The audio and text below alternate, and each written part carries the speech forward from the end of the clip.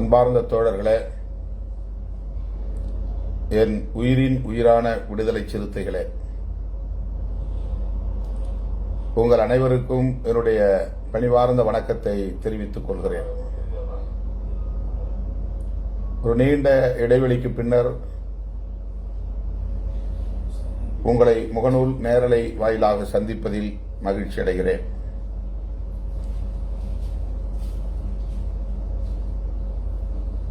சீர்காழி அருகே நெப்பத்தூர் என்னும் கிராமத்தில் சீனிவாசன் என்கிற தலித் இளைஞர் தான் வேலை செய்து கொண்டிருந்த செங்கற்சூளையில் தூக்கில் தொங்கிய செய்தி கேட்டு கடந்த ஒரு வார காலத்திற்கு மேலாக தொடர் போராட்டத்தில் அந்த கிராமத்தை சார்ந்த பொதுமக்களும், விடுதலை சிறுத்தைகள், கம்யூனிஸ்ட் கட்சிகள், மார்க்சிய லெனினிய அமைப்புகள் உள்ளிட்ட ஏராளமான ஜனநாயக சக்திகள் ஒருங்கிணைந்து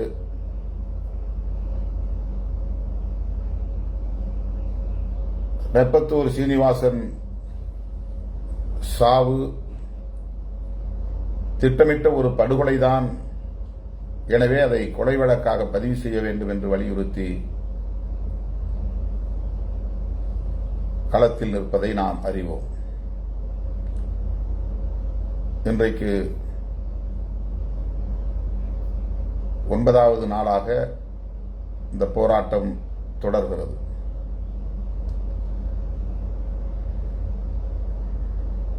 விடுதலை சிறுத்தைகள், கம்யூனிஸ்ட் கட்சிகள், மார்க்சிய லெனினிய அமைப்புகள், இன்னும் தேர்தல் அரசியலில் பங்கேற்காத பல்வேறு ஜனநாயக அமைப்புகள் என ஏறத்தாழ 17 அமைப்புகள் ஒருங்கிணைந்து போராட்டக் குழு அமைத்து நெப்பத்தூர் சீனிவாசன் குடும்பத்திற்கு நீதி கேட்டு, அவருடைய சாவுக்கு நீதி கேட்டு குரல் கொடுத்து வருவதை தமிழக அரசு, காவல்துறை,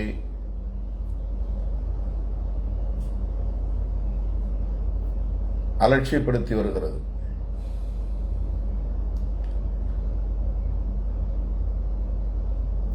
தமிழக அரசு என்பது தற்போது ஒரு காபந்து அரசாகத்தான், இடைக்கால அரசாகத்தான் இருக்கிறது.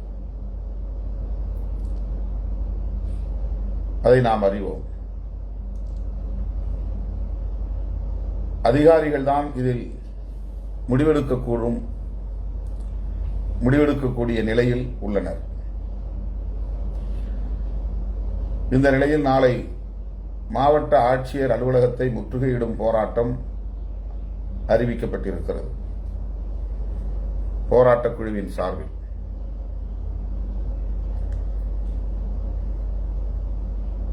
கொலை வழக்காக பதிவு செய்ய வேண்டும், குற்றவாளிகளை கைது செய்ய வேண்டும், அந்த குடும்பத்திற்கு உரிய இழப்பீடு வழங்க வேண்டும், அந்த குடும்பத்தில் ஒருவருக்கு அரசு வேலைவாய்ப்பு வழங்க வேண்டும், அந்த செங்கல் சூளையை நிரந்தரமாக இழுத்து மூட வேண்டும் என்பன போன்ற பல்வேறு கோரிக்கைகளை முன்வைத்து போராட்டக் குழு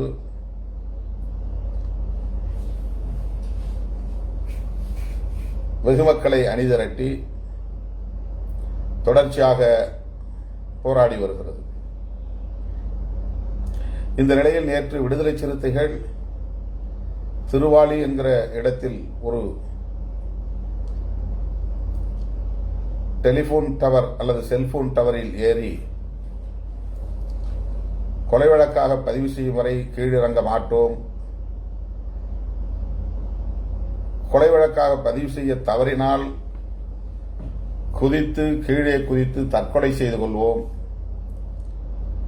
என்று போராடிய நிலையையும் பார்த்தோம். என் உயிரின் உயிரான விடுதலை சிறுத்தைகளுக்கு நான் விடுக்கிற வேண்டுகோள், போராட்ட குழு ஒரு முடிவெடுத்து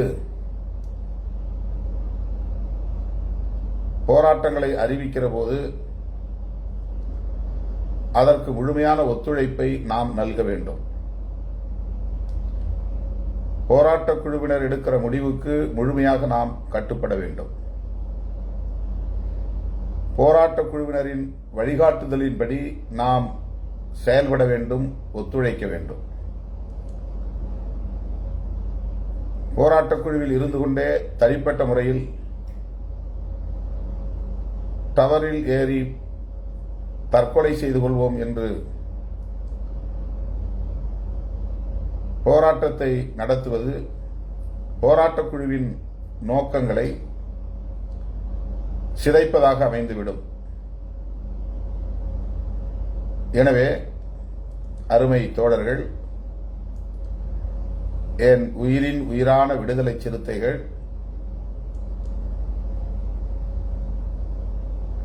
தனிப்பட்ட முறையிலான போராட்டங்கள் இனி வேண்டாம். அதை முன்னெடுப்பது போராட்ட குழுவுக்கு இடையூறாக அமைந்துவிடும் என்பதை சுட்டிக்காட்ட விழைகிறேன். போராட்டத்தில் நியாயம் இருக்கிறது, கோரிக்கையில் நியாயம் இருக்கிறது. நாம் போராடித்தான் ஆக வேண்டும். போராட்டங்களின் ஊடாகத்தான் நம்முடைய கோரிக்கைகளை வென்றெடுக்க முடியும். என்றாலும் கூட ஒரு போராட்டக் குழுவிலே நாம் இணைந்து செயல்படுகிற போது போராட்டக் குழுவினரின் வழிகாட்டுதலின்படி செயல்படுவதே போராட்டத்தின் நோக்கம் வெற்றி பெறுவதற்கு வழிவகுக்கும். தற்கொலை முயற்சி போன்ற போராட்டங்களில் ஒருபோதும் ஈடுபடக்கூடாது. அது ஒரு கேலிக்கூத்தாகவும் அமைந்துவிடும். விளம்பரத்திற்காக செய்கிறோம் என்கிற விமர்சனத்திற்கும் ஆளாக நேரிடும். உறுதியாக நாம் களத்தில் நிற்போம். கோரிக்கைகளை மிக வலுவாக நாம் முன்வைப்போம். அதே நேரத்தில்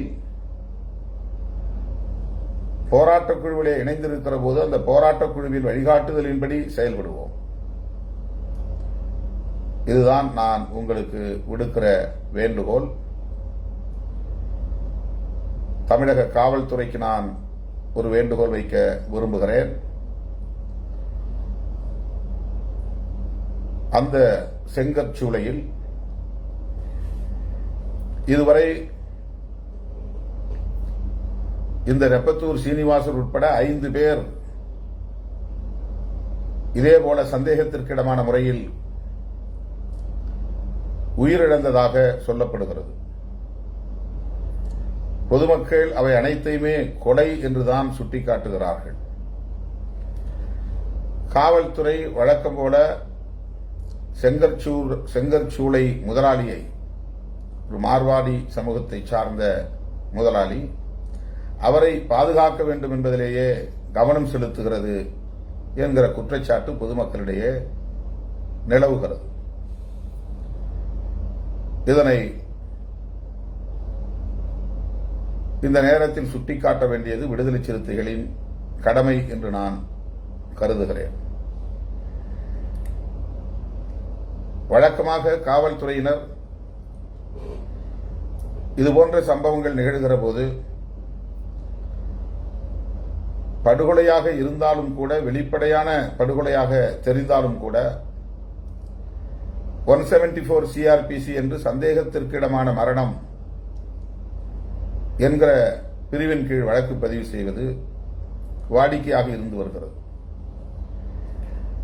எக்ஸ்டர்னல் இன்ஜூரிஸ், வெளியே காயங்கள் இருந்தும் கூட,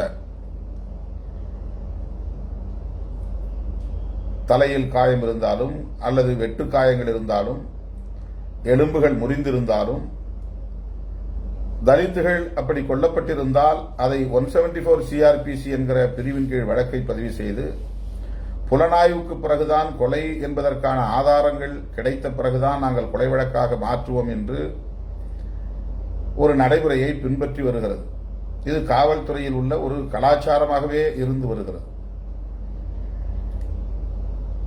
பாதிக்கப்பட்டவர் தரப்பின் கருத்தை கேட்பதில்லை, அவர்களின் உணர்வுகளை மதிப்பதில்லை, அவர்கள் தருகிற புகாரை ஏற்றுக்கொள்வதில்லை. இது ஒரு புறம். இது சீர்காழியிலே மட்டும் நடந்திருக்கிறது, நெப்பத்தூர் சீனிவாசன் சாவிலே மட்டும் நடந்திருக்கிறது என்பதல்ல. தமிழ்நாடு முழுவதும் இப்படித்தான் காவல்துறை தலித்துகளின் பிரச்சனைகளை அணுகுகிறது என்பதற்காக நான் இதை சுட்டிக்காட்டுகிறேன். ஏன் அந்த செங்கற்சூளையில் தொடர்ந்து 4-5 பேர் சாகும் நிலை ஏற்படுகிறது? காவல்துறையின் வாதத்தின்படி நாம் ஏற்றுக்கொண்டால் கூட 4-5 பேர் தற்கொலை செய்து கொள்ளும் அளவுக்கு அங்கே என்ன நிலை இருக்கிறது என்பதை ஆய்வு செய்ய வேண்டாமா? இந்த சாவு 5வது சாவு அல்லது 4வது சாவு என்று வைத்துக் கொண்டால் கூட 4 பேர் அல்லது 5 பேர் தொடர்ந்து தற்கொலை செய்து கொள்ளும் அளவுக்கு ஒரு செங்கற்சூளை நிறுவனம் செயல்படுகிறது என்றால் அந்த செங்கற்சூளையை இழுத்து மூட வேண்டாமா? தற்கொலை செய்து கொள்வதற்கும் அந்த நிறுவனம் காரணமாகத்தானே இருந்திருக்கிறது. குடும்ப பிரச்சனைகளின் காரணமாக ஒரு தொழிலாளி தற்கொலை செய்து கொள்ள நேர்ந்தானா அவன் செங்கற்சூளை பகுதிக்குள்ளே ஏன் செய்ய வேண்டும்? எனவே இது தற்கொலையா கொலையா என்கிற கேள்விக்கு விடை தேடும் ஒரு கட்டத்தில் களத்தில் நாம் நின்று கொண்டிருக்கிறோம். காவல்துறை எங்களுடைய போராட்டங்களுக்கு பணிந்துவிடும் என்று நாங்கள் கருதவில்லை. நாங்கள் போராடுகிறோம் என்பதற்காகவே கூட பிடிவாதம் செய்யும் போக்கு தலித் மக்களின் பிரச்சனைகளில் காவல்துறையிடம் மேலோங்குவது வழக்கமான ஒன்று. நீங்கள் சொல்லி நீங்கள் போராடி நாங்கள் எங்கள் நிலைப்பாட்டை மாற்றிக்கொள்ள வேண்டுமா? உங்கள் போராட்டங்களுக்கு நாங்கள் பணிந்துவிட முடியுமா என்கிற ஒரு இருமாப்பு காவல்துறைக்கு எப்போதும் உண்டுதான். அதை நாம் அறிவோம்.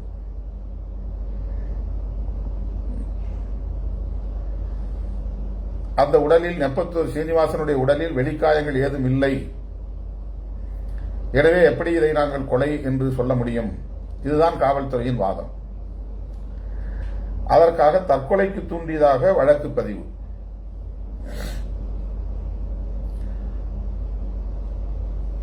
தற்கொலைக்கு முயற்சிக்கிறவன் மிகவும் தாழ்ந்த பகுதியில், உயரம் குறைவான ஒரு பகுதியிலே தூக்கு மாட்டிக்கொண்டு கால்கள் தரையிலே தட்டும் அளவுக்கு தற்கொலை செய்து கொள்ள வாய்ப்பில்லை. அங்கே உள்ள மரங்களில் அவன் போய் தொங்கி இருக்கலாம். கொஞ்சம் உயரமான இடத்தில் தூக்கு மாட்டி இருக்கலாம். வழக்கமாக அப்படித்தான் செய்ய முடியும். கால்கள் இரண்டும் முட்டிக்கால் வரையில் தரையில் தட்டுகிற நிலை இருப்பதை பார்க்க முடிகிறது. சரி, போஸ்ட்மார்ட்டம் செய்ய முன்வந்த நிலையில் அந்த அறிக்கை வந்ததும் 302 என்கிற கொலை வழக்கில் நாங்கள் பதிவு செய்கிறோம், கொலை செய்ததற்கான ஆதாரங்கள் இருந்தால் என்று காவல்துறையினர் சொன்னார்கள். அந்த அறிக்கை இப்போது முழுமையாக இன்னும் வரவில்லை. ஃபோரன்சிக் சயின்ஸ் டிபார்ட்மெண்ட் வட்டார தடய அறிவியல் ஆய்வகத்திற்கு அது சென்றிருக்கிறது. அந்த அறிக்கையும் வந்த பிறகுதான் ஒரு முடிவை சொல்ல முடியும் என்று காவல்துறை தற்போது வாதிடுகிறது. அங்கிருந்து வரக்கூடிய அறிக்கை என்பது நஞ்சு ஏதேனும் இருக்கிறதா என்பதை சொல்லுகிற அறிக்கை, அவ்வளவுதான். விசரா ரிப்போர்ட் என்பது உள்ளுறுப்புகளில் காயங்கள் இருந்தனவா என்று சொல்லுகிற அறிக்கை அல்ல. அது மருத்துவமனையில் ஃபோரன்சிக் மெடிசின் துறையை சார்ந்தவர்கள், போஸ்ட்மார்ட்டம் என்கிற பிணக்கூராய்வு செய்யக்கூடிய மருத்துவர்கள் பிணத்தை அறுக்கிற போதே உடலில் எங்கெங்கெல்லாம் காயங்கள் இருந்தன, காயத்தின் அளவு என்ன, காயத்தின் தன்மை என்ன, அது வெளிப்புறம் இருந்து ஏற்பட்ட காயமா, என்ன வகையான ஆயுதங்களை கொண்டு தாக்கியிருந்தால் இந்த காயம் ஏற்பட்டிருக்கும் என்றெல்லாம் கண்டறிந்து சொல்லுகிற அறிக்கை ஃபோரன்சிக் மெடிசின் என்கிற சட்டம் சார் மருத்துவம், அந்த துறையை சார்ந்த மருத்துவர்கள் தருகிற அறிக்கை, அதுதான் தரப்பட்டிருக்கிறது. அது போதுமானது. கொலையா கொலை அல்லவா என்பதை தீர்மானிப்பதற்கு சட்டம் சார்ந்த மருத்துவத்துறையை சார்ந்த மருத்துவர்கள் வழங்குகிற அறிக்கையே போதுமானது. தடய அறிவியல் துறை ஆய்வறிக்கை என்பது அவருடைய இரைப்பையில் ஏதேனும் நஞ்சு இருந்ததா அல்லது உள்ளுறுப்புகளில் சிறுநீரகத்தில் இன்னும் முக்கியமான உறுப்புகளில் நஞ்சு கலந்திருக்கிறதா என்று கண்டறிந்து சொல்லுகிற ஒரு அறிக்கை. அது ஃபோரன்சிக் சயின்சஸ், அதுதான் விசரா ரிப்போர்ட் என்று சொல்லப்படுகிறது. எனவே அந்த அறிக்கை வரும் வரையில் காத்திருக்க வேண்டும் என்கிற அவசியம் இல்லை. ஆனால் காவல்துறையினர் அந்த அறிக்கை வராததால் எங்களால் எந்த முடிவும் எடுக்க இயலாது என்று சொல்லுகிறார்கள். உண்மையில் தலித்துகளின் கோரிக்கையை ஏற்க அவர்கள் தயாராக இல்லை. சரி, இந்த நிலையில் காவல்துறைக்கு நான் ஒரு வேண்டுகோள் விடுக்க கடமைப்பட்டிருக்கிறேன். உள்ளூர் காவல்துறை அந்த செங்கற்சூளை முதலாளியின் கட்டுப்பாட்டில் இருப்பதாக சொல்லப்படுகிறது. அல்லது மாவட்ட காவல்துறை நிர்வாகம் அந்த செங்கற்சூளை முதலாளிக்கு ஆதரவாக செயல்படுகிறார்கள் என்கிற குற்றச்சாட்டு மக்களிடையே வெகுவாக நிலவுகிறது. எனவே உள்ளூர் காவல்துறை, வழக்கமான காவல்துறை இந்த வழக்கை விசாரிக்க கூடாது. தமிழ்நாடு காவல்துறை இந்த வழக்கை சிபிசிஐடி, கிரைம் பிரான்ச் சிஐடி விசாரணைக்கு ஆணையிட வேண்டும் என்று விடுதலை சிறுத்தைகள் கட்சி வேண்டுகோள் விடுக்கிறது. தமிழக அரசு, உள்துறை செயலாளர் மற்றும் காவல்துறை தலைமை இயக்குனர் இதில் உடனடியாக கவனம் செலுத்த வேண்டும் என்று விடுதலை சிறுத்தைகள் கட்சியின் சார்பில் நான் வேண்டுகோள் விடுக்கிறேன். அதிகாரபூர்வமாக சிபிசிஐடி விசாரணைக்கு உடனடியாக ஆணையிட வேண்டும் என்று வலியுறுத்துகிறேன். வழக்கமாக நாங்கள் தமிழ்நாடு காவல்துறையோடு முரண்பாடு ஏற்படுகிற போது மைய புலனாய்வுத்துறைக்கு இந்த வழக்கை மாற்ற வேண்டும் என்பதுதான் எங்கள் கோரிக்கையாக இருக்கும். அதாவது சிபிஐ என்கொயரி, அது மத்திய அரசின் கட்டுப்பாட்டில் உள்ள ஒரு துறை. அதன் மீது உள்ள ஒரு நம்பிக்கை, நம்பகத்தன்மை இன்னும் தேசிய அளவிலே இருக்கத்தான் செய்கிறது. உள்ளூர் காவல்துறையினர் இலகுவாக இப்படிப்பட்ட குற்றச் செயல்களில் யார் வலிமையானவர்களோ அவர்களுக்கு சாதகமாக செயல்படுகிறது என்கிற காரணத்தினால்தான் மைய புலனாய்வுத்துறையின் குற்றப்புலனாய்வு விசாரணைக்கு கோரிக்கை வைப்பதை ஒரு வாடிக்கையாக அல்லது ஒரு வழக்கமாக கொண்டிருக்கிறோம். இன்றைக்கு இந்த வழக்கை பொறுத்தவரையில் சிபிசிஐடி விசாரணைக்கு மாற்ற வேண்டும் என்று கோருவதற்கு காரணம், மாநில அரசு மைய புலனாய்வு விசாரணைக்கு பரிந்துரை செய்ய வேண்டும். இப்போது மாநில அரசு கையிலே இல்லை. ஆட்சி மாற்றம் ஏற்பட்டால் அதன் பிறகு ஒரு அரசு வந்தால்தான் அந்த அரசிடம்தான் நாம் கோரிக்கை வைக்க முடியும். மே மாதம் 2ஆம் தேதி தான் வாக்கு எண்ணிக்கை தொடங்குகிறது. அதிலே திமுக கூட்டணி வெற்றி பெற்று திமுக ஆட்சியில் அமர்வதற்கு சில நாட்கள், வாரங்கள் எடுத்துக்கொள்ளும். எனவே இப்போதைக்கு அந்த கோரிக்கை நாம் வைக்க இயலாது. இந்த நிலையில் தமிழக காவல்துறை தற்போதைக்கு சிபிசிஐடி விசாரணைக்கு ஆணையிட வேண்டும் என்று விடுதலை சிறுத்தைகள் கட்சியின் சார்பில் வேண்டுகோள் விடுக்கிறோம். ஒருவேளை ஆட்சி மாற்றம் ஏற்படுமேயானால் அதன் பின்னர் நாங்கள் இந்த விசாரணையை எப்படி வெற்றிகரமாக உண்மை குற்றவாளிகளை கண்டறிவதற்கு ஏதுவாக கொண்டு செல்ல முடியும் என்பது குறித்து முடிவு செய்வோம். தற்போதைக்கு உள்ளூர் காவல்துறை அல்லது நாகை மாவட்ட, மயிலாடுதுறை மாவட்ட காவல்துறை இதை விசாரிக்க வேண்டாம், சிபிசிஐடி விசாரணைக்கு ஆணையிட வேண்டும் என்று விடுதலை சிறுத்தைகள் கட்சியின் சார்பில் வலியுறுத்தி கேட்டுக்கொள்கிறேன். போராட்ட குழுவினரும் குறிப்பாக விடுதலை சிறுத்தைகளும் சிபிசிஐடி விசாரணைக்கு காவல்துறை ஆணையிட முன்வருமேயானால் அந்த கோரிக்கையை நாம் ஏற்றுக்கொண்டு அல்லது அதை நாம் தற்காலிகமான ஒரு வெற்றியாக கருதி கொண்டு உடலை நெப்பத்தூர் சீனிவாசன் உடலை நல்லடக்கம் செய்வதற்கான வேலைகளில் ஈடுபடுவோம். அது மிக முக்கியமானது. ஒரு உடல், இறந்த உடல் மரியாதைக்குரிய ஒன்று. அந்த உடலுக்குரிய மரியாதையை நாம் அளிக்க வேண்டும். 3 நாட்களுக்கு மேல் ஒரு உடல் எந்த பராமரிப்பும் இல்லாமல் இருந்தால் அந்த உடல் அழுகி நாற்றம் எடுக்க தொடங்கும். அந்த உடல் ஊதி பெருத்துவிடும். தோலெல்லாம் கழன்று விழுந்துவிடும். உருவமே மாறிப்போகும். உடலை எம்பாம் செய்வது என்று சொல்வார்கள் மருத்துவத்திலே. அப்படி செய்தால் ஒரு சில வாரங்கள் அல்லது ஒரு சில மாதங்கள் கெட்டு போகாமல் இருக்கும். நெப்பத்தூர் சீனிவாசனுடைய உடல் எம்பாம் செய்யப்பட்டிருக்கிறதா என்று தெரியவில்லை. குடலில் உள்ள அசுத்தத்தை எல்லாம் வெளியேற்றிவிட்டு உடலுக்குள் கெட்டு போகாமல் இருக்கக்கூடிய மருந்தை செலுத்துவார்கள். அப்படி செய்தால் உடலை எத்தனை வாரங்கள் வேண்டுமானாலும் கூட பாதுகாக்க முடியும். ஆனால் ஒரு தொழிலாளியின் உடலை அப்படியெல்லாம் அவர்கள் எம்பாம் செய்து பாதுகாப்பதற்கு, பராமரிப்பதற்கு வாய்ப்பில்லை என்றுதான் நான் கருதுகிறேன்.